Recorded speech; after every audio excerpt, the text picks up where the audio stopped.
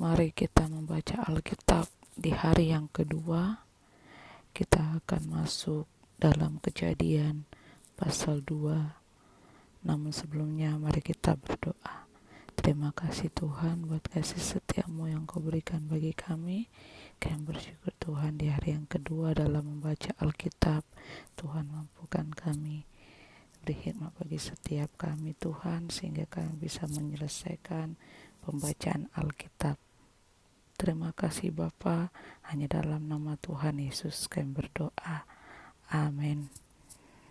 Saat ini kita akan masuk dalam Kejadian pasal 2 ayat yang pertama sampai ayatnya yang ke-25. Demikianlah diselesaikan langit dan bumi dan segala isinya, ketika Allah pada hari ketujuh telah menyelesaikan pekerjaan yang dibuatnya itu. Berhentilah ia pada hari ketujuh dari segala pekerjaan yang telah dibuatnya itu. Lalu Allah memberkati hari ketujuh itu dan menguduskannya. Karena pada hari itulah ia berhenti dari segala pekerjaan penciptaan yang telah dibuatnya itu. Demikianlah riwayat langit dan bumi pada waktu diciptakan, ketika Tuhan Allah menjadikan bumi dan langit. Belum ada semak apapun di bumi, belum timbul tumbuh-tumbuhan apapun di padang, sebab Tuhan Allah belum menurunkan hujan ke bumi, dan belum ada orang yang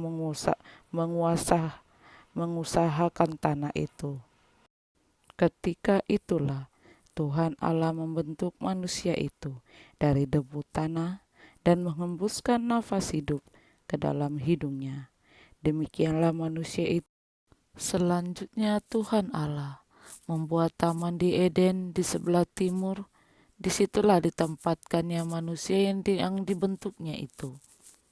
Lalu Tuhan Allah menumbuhkan berbagai-bagai pohon dari bumi yang menarik dan yang baik untuk dimakan buahnya. Dan pohon kehidupan di tengah-tengah taman itu, serta pohon pengetahuan tentang yang baik dan yang jahat. Ada suatu sungai yang mengalir dari Eden untuk membasahi taman itu. Dan dari situ yang pertama namanya Pison, yakni yang mengalir mengelilingi seluruh tanah Hawila, tempat emas ada. Dan emas dari negeri itu baik. Di sana ada damar bedola dan batu krisopras. Nama sungai yang kedua ialah Gihon, yakni yang mengalir mengelilingi seluruh tanah Kus. Nama sungai yang ketiga ialah Tigris, yakni yang mengalir di sebelah timur Asyur. Dan sungai yang keempat ialah Efrat. Tuhan Allah mengambil manusia itu dan menempatkannya dalam Taman Eden untuk mengusahakan dan memelihara taman itu. Lalu Tuhan Allah memberi perintah ini kepada manusia. Semua pohon dalam taman ini boleh kau makan buahnya dengan bebas. Tetapi pohon pengetahuan tentang yang baik dan yang jahat itu, janganlah kau makan buahnya. Sebab pada hari engkau memakannya, pastilah engkau mati. Tuhan Allah berfirman, tidak baik kalau manusia itu seorang diri saja. Aku akan menjadikan penolong baginya yang sepadan dengan dia. Lalu Tuhan Allah membentuk dari tanah segala binatang hutan dan segala burung di udara. Dibawanyalah semuanya kepada manusia itu untuk melihat bagaimana ia menamainya. Dan seperti nama yang diberikan manusia itu kepada tiap-tiap makhluk yang hidup, demikianlah nanti nama makhluk itu. Manusia itu memberi nama kepada segala ternak, kepada burung-burung di udara, dan kepada segala binatang hutan. Tetapi baginya sendiri ia tidak menjumpai penolong yang sepadan dengan dia.